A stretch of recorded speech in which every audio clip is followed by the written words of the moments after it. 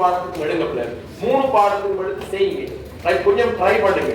தாய் தகப்பனோட இறக்கம் இருக்குன்னு சொல்லி அவங்கள கட்டி பிடிச்சிட்டு போட்டோ அடிச்சு போட்டாத இறக்கம் இல்லை. நீ சரியானதா தாய் தகப்பன் சல்லியை கொடுத்து படிக்கிறது படிக்கணும். இது அப்படி இல்லை.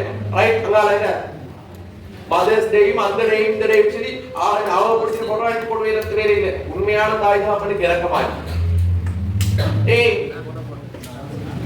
பொதுவா இப்ப எப்படி சோசியல் மீடியால பேரண்ட்ஸ்க்கு இறக்கம் சரி எப்படி காட்டுறது, பேரண்ட்ஸ்க்கு இறக்கம் காட்டுறது அவங்கள போயிட்டு என்ன செய்யல பதாபிக்கு ஒரு போட்டோ அடிச்சு அதை பேஸ்புக்ல போட்டுருது. என்னன்னு கேட்டாக்கா அவங்க தாய் தகப்பனோட இறக்கம். ரைட், மதர்ஸ் டே உண்மையிலே தாய் தகப்பனோட இறக்கம்டா. நீங்க படிக்கிற பிள்ளைகள் தானே, நீங்க என்ன செய்யணும், அவங்களோட சல்லியில கஷ்டப்பட்டு படிக்கிறீங்க. அவங்க எதிர்பார்க்கிறது என்ன, நீங்க படிச்ச ஒரு நல்ல ஒரு நிலைமைக்கு வரவங்க. அப்ப அவங்கள எதிர்பார்ப்பீங்கிறதை வைக்கணும். உண்மையான இறக்கமானவங்கடா நீங்க படிச்சு நல்ல ஒரு நிலைமைக்கு வந்து அந்த தாய் தகப்பனை நீங்க பார்க்கணும்.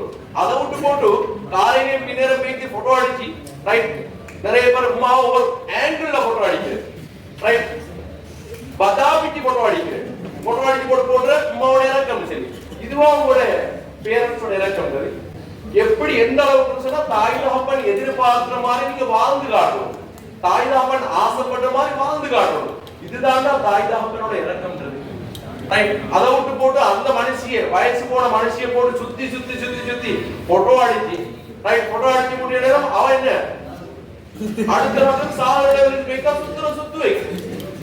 அப்படி இல்ல பிள்ளைகள், அவங்களுக்கு ஒரு ஆசை இருக்கு. உங்களை பார்க்கிற நேரம் இப்படி ஒரு அவங்களுக்கு ஒரு கனவு இருக்கு, அவங்களுக்கு ஒரு சந்தோஷம் இருக்கு, அவங்களுக்கு ஒரு எதிர்பார்ப்பு இருக்கு. நாளைக்கு என்ன பிள்ளை நல்ல ஒரு மனிதனா வரும், நல்ல தொழில் செய்யற ஒருத்தனா வரணும். வந்து நான் கஷ்டப்பட்ட நேரம் எனக்கு அவன் என்ன செய்யணும், உதவி செய்யக்கூடியவனா வரணும்.